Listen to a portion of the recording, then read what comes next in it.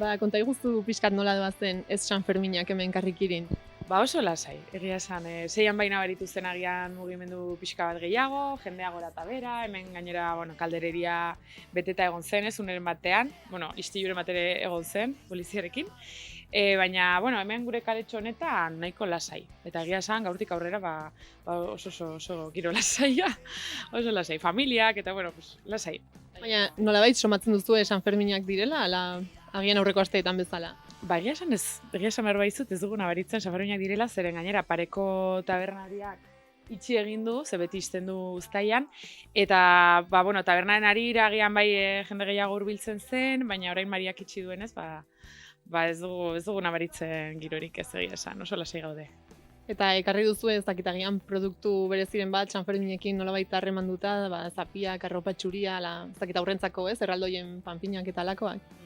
Aurreko urtean, pandemia hasi zenean eta bai, egin zela saiakera bat normalizatzeko edo, San Ferminak gogora ekartzeko edo, eta saldu ziren, uste dut zapigorriren bat, edo, alako.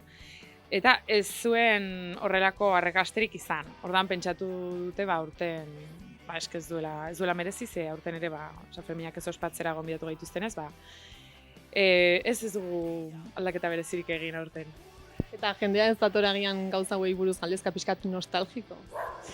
Ez pentsa ez, nik uste dut jendeak oso asumituta duela edo daukagula, ez dagoela San Ferminik edo, ez dakit nola esan, ez dagoela behintzat giro hori edo, eta turistak ere, agian beste dendaren batera hurbiltzen dira gehiago, orduan, onera etortzen den jendea bai izaten dela hemengoa edo euskaldunagoa eta bai hemen bai argiago dagoela, zer dagoen, ez?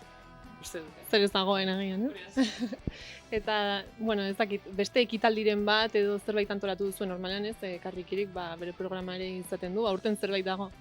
Ez aurten, ez dago ezer. Gainera den da, goizez egonen da zabalik, bai esan dugula, mantenduko dugula zabalik, 10:00 ordu batak eta erdi arte.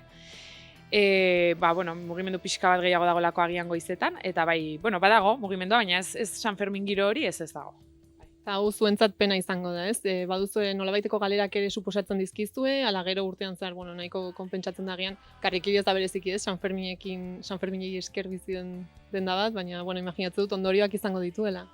Ez pentsa, hemen azkenean, nik uste dut beste dendetan bezala, ezta? Ez da ere horrela nabaritzen izugarrizko beraka da, baina mantendu egiten da, ez? Egun normalak balira bezala, eta ez guretzako ere, egia esan goizetan bakarrik irekitzea, hori da dagoena, ez? Ez dakit. Denaren urrengo urterako esperoan egongo zarete. Hori da. Bai. Urrengo urtean pixka bat gauza normalizatzen den, eta pixka antolatu dezakegun gauza gehiago edo. Espero dezagun. Etorriko gara urrengo urtean ere galdezka. Mila esker. Ale ongi izan.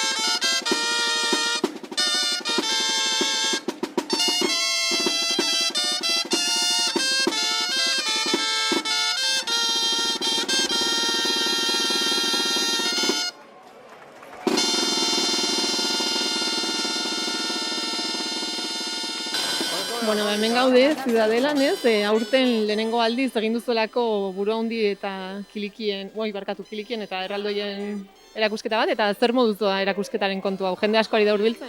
Bai, gaude 2 ordu arratsaldean eta 2 ordu goizean, eta 2 ordu horietan egoten dira kola batzuk super handiak, eta badira igual 500 edo horrela pertsona. Un pertsona zenbat denbora? Hori 2 ordutan.